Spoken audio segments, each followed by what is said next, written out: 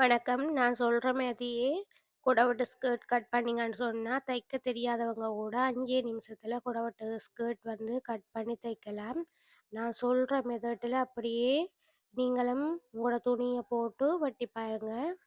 இப்ப நான் இந்த பேப்பர தான் துணி மாதிரி எடுத்து வச்சிருக்கிறேன். உங்களுக்கு வெட்டி காட்டுறதுக்காண்டி. இப்ப நாங்கள் இந்த பேப்பர வந்து 2ஆ மடிப்போம்.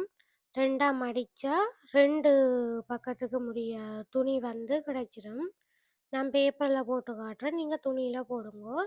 2ஆ மடிச்சதுக்கு பிறகு இந்த பேப்பரின் மேல் கோணர்ல இருந்து நான் கை வச்சிருக்கிற மாதிரி மேல் கோணர்ல வச்சு, அதே மேல் பக்கத்த கீழ்ப்பக்கம் நோக்கி மடிக்கணும். மடிச்சா இப்படி ஒரு முக்கோண ஷேப் ஒன்று கிடைக்கும் எங்களுக்கு. மிச்சம் பெற பேப்பர் அது வந்து கழிவுக்குள்ள போயிடும். அப்போ அந்த முக்கோண ஷேப்பில் தான் நாங்கள் எங்களுக்கு குடவட்டுக்கு மார்க் பண்ண போகிறோம். முதல்ல வந்து எப்போவுமே இடுப்பு தான் மார்க் பண்ணணும் குடவட்டுக்கு. அதுக்கு பிறகு தான் அந்த இடுப்பு இது சைஸ்லேருந்து தான் நீளத்தை நாங்கள் மார்க் பண்ணணும்.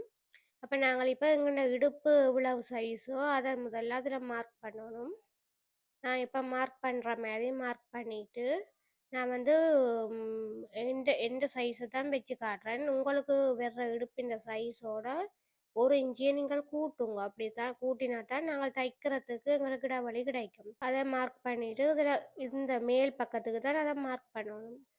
மார்க் பண்ணி முடித்தோன்னே அதில் வச்சு தான் நாங்கள் நீளம் எடுக்கணும். குடவட்டு ஸ்கர்ட்டுக்குரிய நீளம் இந்த நான் வச்சு எடுக்கிற மாதிரியே நீங்களும் உங்களோட துணியில் வச்சு எடுங்கோ. வச்சு எடுத்ததுக்கு பிறகு அதில் முதல்ல எங்கண்ட அளவு எங்கே வருதுன்னு சொல்லி மார்க் பண்ணிவிட்டு பிறகு அந்த அளவு நாடாவை எடுத்து மேல் கோனரில் வச்சு ஃபுல்லாக இவ்வளோ வருதுன்னு சொல்லி பாருங்க. நாங்கள் மார்க் பண்ண அளவுக்கு அதில் இருந்து ஒவ்வொரு ஒரு எடுத்து எடுத்து எடுத்து எடுத்து இப்படி நான் மார்க் பண்ணுற மாதிரி மார்க் பண்ணிங்கன்னு சொன்னேன். ஒரு ஏத்திறக்கம் இல்லாமலுக்கு எங்களுக்கு ஒரு குடவட்டு ரவுண்ட் ஒன்று கிடைக்கும்.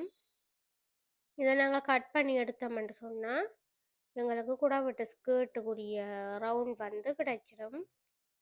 அதுக்கு பிறகு ஜாயின் பண்ணுறதும் ஈஸி தான். ஏன்னா ஒரே ஒரு சைட் மட்டும்தான் எங்களுக்கு ஜாயின் பண்ண வேண்டி வரப்போகுது. அதையும் ஜாயின் பண்ணிவிட்டு இடுப்பையும் ஜாயின் பண்ணால் ஓகே.